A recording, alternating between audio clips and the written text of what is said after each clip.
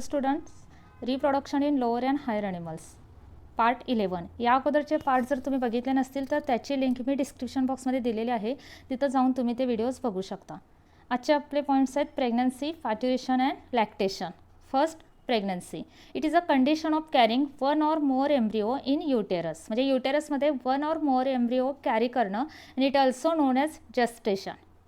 Okay, आता हा जो पिरियड आहे प्रेग्नन्सीचा तो किती असतो तर त्याच्या अगोदर बघूयात की हा एक्झॅक्टली कोणता पिरियड आहे.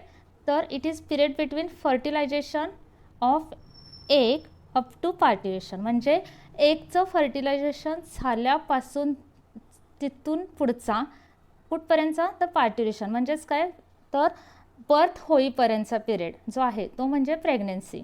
आणि हा पिरियड किती असतो तर 266 days or 280 days. Generally 266 or 280 days from fertilization. म्हणजे फर्टिलायझेशन झाल्यापासूनचे नंतरचे 266 days असतील किंवा 280 days असतील.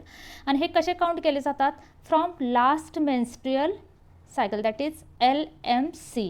लास्ट मेन्स्ट्रुअल सायकल झाल्यानंतरचे पुढचे डेज काय केले जातात काउंट केले जातात. And it is approximately 9 months. म्हणजे ते कुठपर्यंत असतात ॲप्रॉक्सिमेटली 9 monthsपर्यंत. And this period is divided into 3 trimesters. म्हणजे हे जे काय 9 months आहेत ते 3 ट्रायमिस्टरमध्ये डिवाइड केलेले आहेत आणि त्याचा आपण पुढं स्टडी करूयात. फर्स्ट ट्रायमिस्टर म्हणजे first 3 months from fertilization to 12 weeks.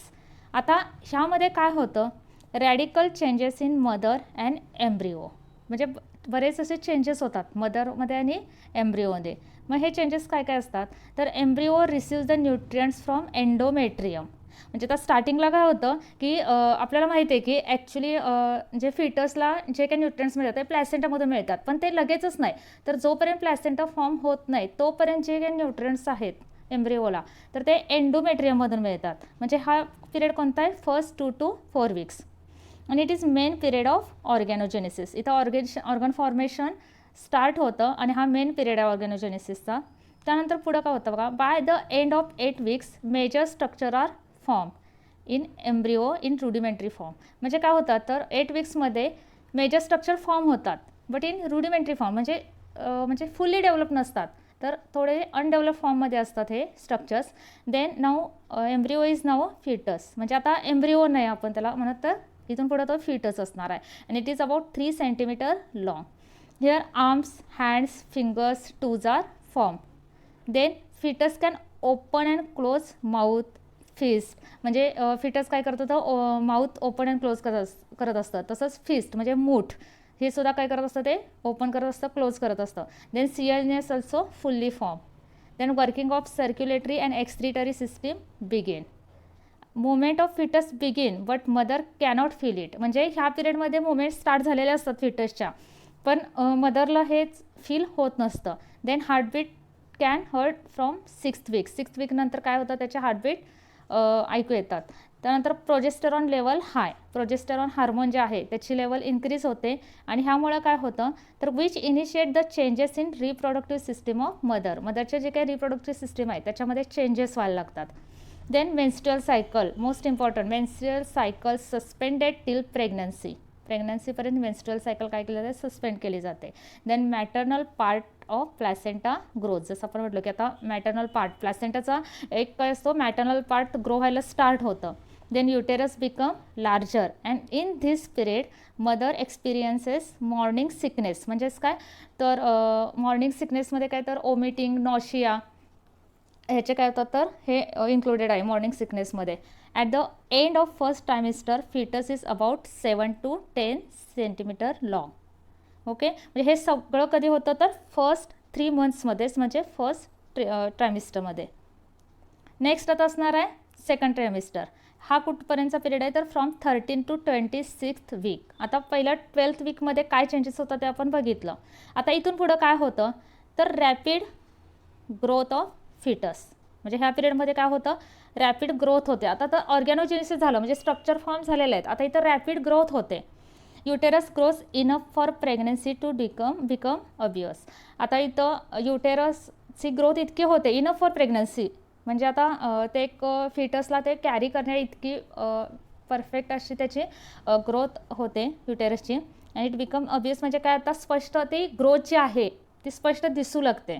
Then foetus very active and it grows about 30 centimetre. Then development of brain begins. HCG डिक्लाइन्स.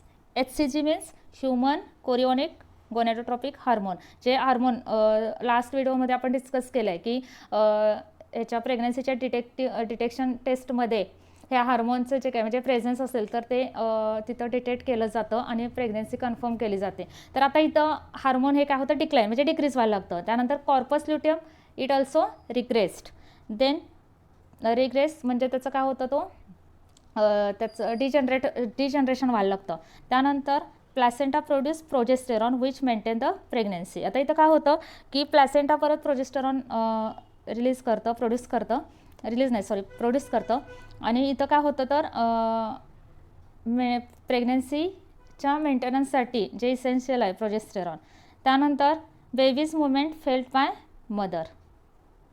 तर आता हे ज्या काय बेबीच्या मुवमेंट आहेत त्या काय होतात तर मदरला फील व्हायला लागतात ज्या काही मुवमेंट आहेत त्या. त्यानंतर head has hair. Then eyebrows and eyelashes appears and pinnae are distinct. म्हणजे हे स्ट्रक्चर्स काय होतात, हळूहळू ॲपियर व्हायला लागतात. आणि त्यानंतर असणार आहे third trimester. It is from 27th week till parturition. Then foetus grows about 3 to 4 kg in weight. आता त्याचं वेट गेन झालेलं आहे. Length also increases about 50 centimetre in length. Then eyes open, gain in body weight. Then foetus grows. Then uterus expands around it. आता mother abdominal organs compress. आता इथं कसं जसं growth होत जाईल तसं बाकीचे जे काही ॲबडॉमिनल ऑर्गन्स आहेत ते कंप्रेस होतात. Then displaced leading to frequent urination. म्हणजे आता ह्या ऑर्गन कंप्रेस झाल्यामुळे काय होतं तर थोडे त्यांच्यामध्ये डिस्प्लेसमेंट येते आणि ह्याचं रिझल्ट काय असेल तर फ्रिक्वेंट युरिनेशन म्हणजे सतत युरिनेशन होणं. त्यानंतर काही डायजेस्टिव्ह ब्लॉकेज म्हणजे इथं काही ऑब्स्ट्रक्शन होतात डायजेशनमध्ये. त्यानंतर स्ट्रेन इन बॅक मसल म्हणजे बॅक मसलमध्ये स्ट्रेन यायला लागतो, ताण पडायला लागतो. त्यानंतर end of third trimester the foetus become fully develop and ready for parturition. म्हणजे आता फिटस काय झालेला आहे, पूर्णपणे डेव्हलप झालेला आहे आणि आता तो रेडी आहे पार्ट्युरेशनसाठी. Next is placenta formation. म्हणजे आता प्लॅसेंटा एक्झॅक्टली कसा फॉर्म होतो तर placenta is flatten discoidal organ in uterus of pregnant woman. Discoidal organ. आता इथं स्ट्रक्चर आहे बघा प्लॅसेंटाचं इथून इथपर्यंतचं. ओके. आता हा प्लॅसेंटा एक्झॅक्टली कसा फॉर्म होतो तर it is a temporary structural and functional connection between foetal and maternal circulation. तर हे कुणामधलं कनेक्शन आहे, टेम्पररी आहे. Structural and functional connection between फिटसमधलं आणि मदरच्या सर्क्युलेशनमधलं हे जे काही कनेक्शन आहे placenta. It attach to wall of uterus and baby's umbilical cord. म्हणजे प्लॅसेंटा कशाला अटॅच असतो, एकतर युटेरसच्या वॉलला आणि इकडं कुठं असणार आहे बेबीजच्या अम्बिलिकल कॉर्डला. अम्बिलिकल कॉर्ड म्हणजे काय तर it is form of 3 blood vessels. इथं 3 ब्लड व्हेसल्स असतात, 2 स्मॉल आर्टरीज. आता ह्या आर्टरीजचं काम काय, to carry the deoxygenated blood from baby to placenta and one large vein which carries oxygenated blood from placenta to baby or fetus. Then placenta is only organ form of tissues of 2 different individual. म्हणजे placenta कशापासून form झालेला आहे, एक तर maternal टिश्यूपासून आणि दुसरं कशापासून, foetal टिश्यूपासून. म्हणजे हे दोन्ही टिश्यू वेगवेगळ्या इंडिव्हिज्युअलपासून फॉर्म झालेला आहे.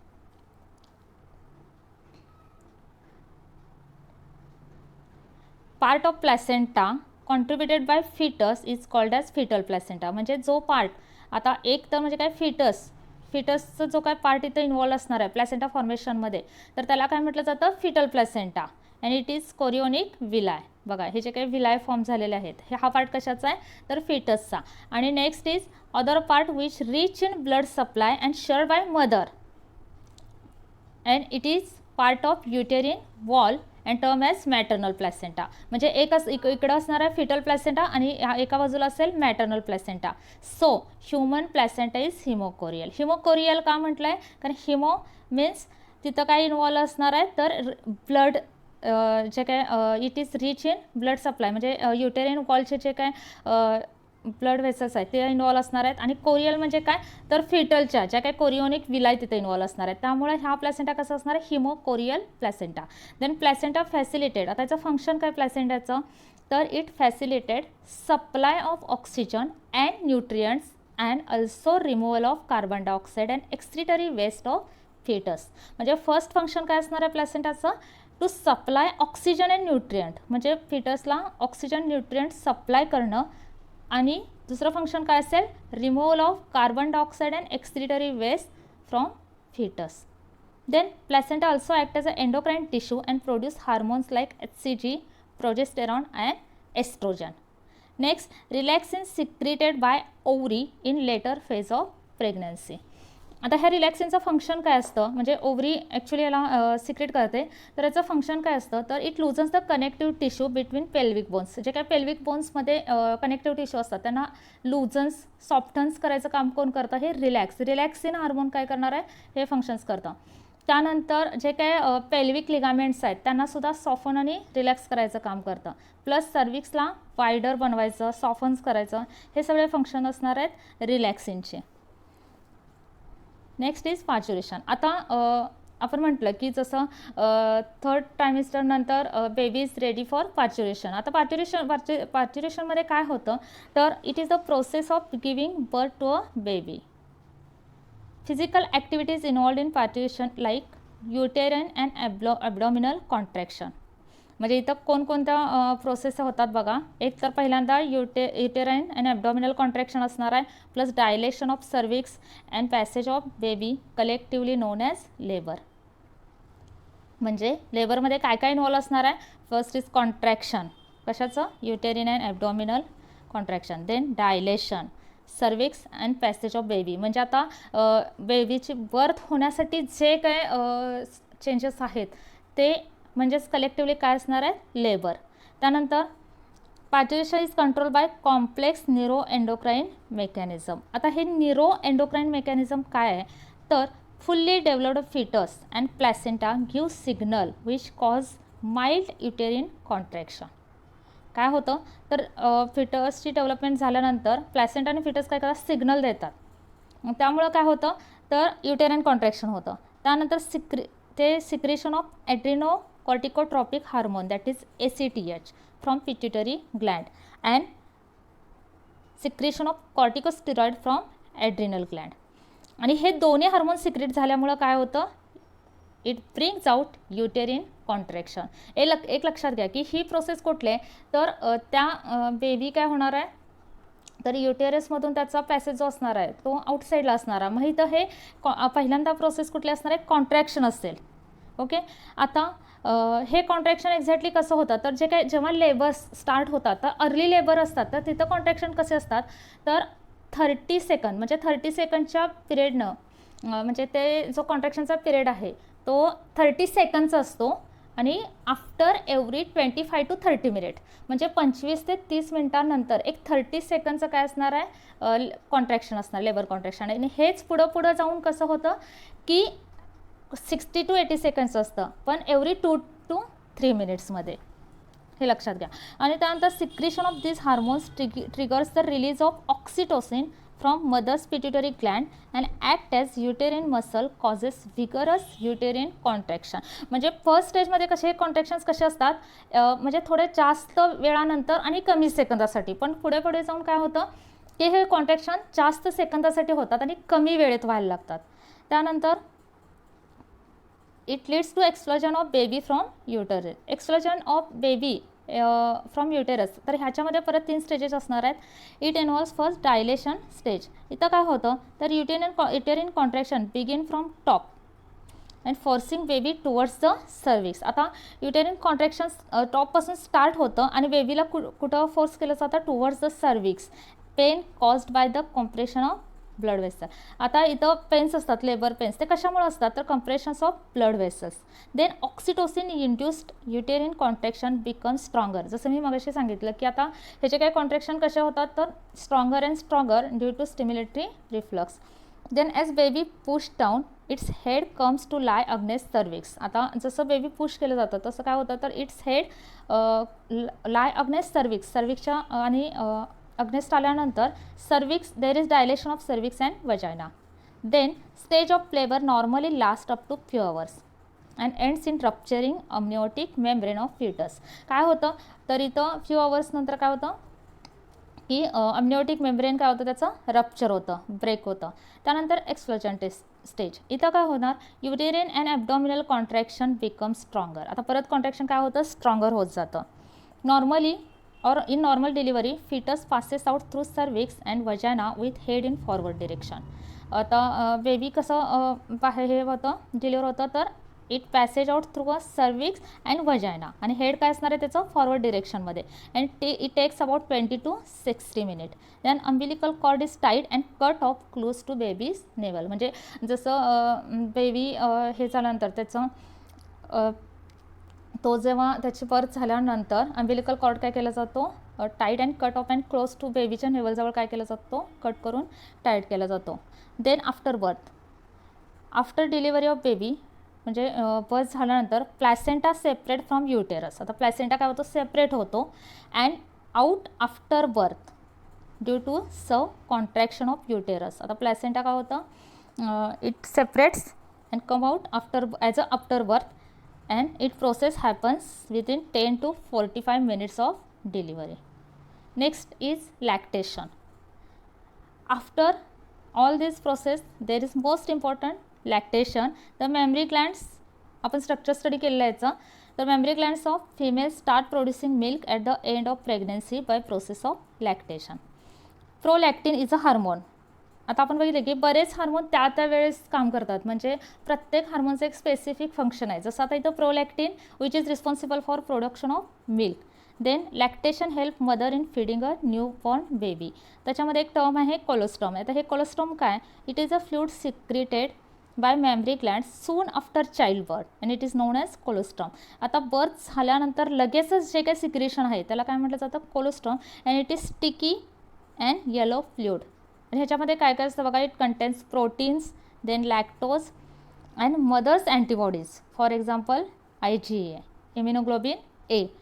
फॅट कंटेंट ह्याच्यामध्ये कमी असतं लो असतं आणि these antibodies helps in developing resistance for a newborn baby when its own immune response not fully develop. म्हणजे न्यूबॉर्न बेबी आहे त्याचं जी काही इम्युनि सिस्टीम आहे ती फुल्ली डेव्हलप नसल्यामुळं काय असेल तर तोपर्यंत ह्या अँटीबॉडीज त्याला काय करतात they develop the resistance in newborn baby. Okay so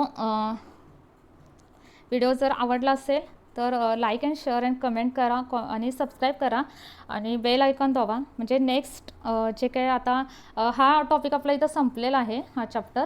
आता नेक्स्ट जो चॅप्टर मी स्टार्ट करणार आहे तो इनहेरिटन्स अँड व्हेरिएशन असणार आहे. त्यामुळे त्याचे जर व्हिडिओ तुम्हाला त्याचं नोटिफिकेशन हवं असेल तर ते साठी बेल आयकॉन दाबा and like share comment subscribe.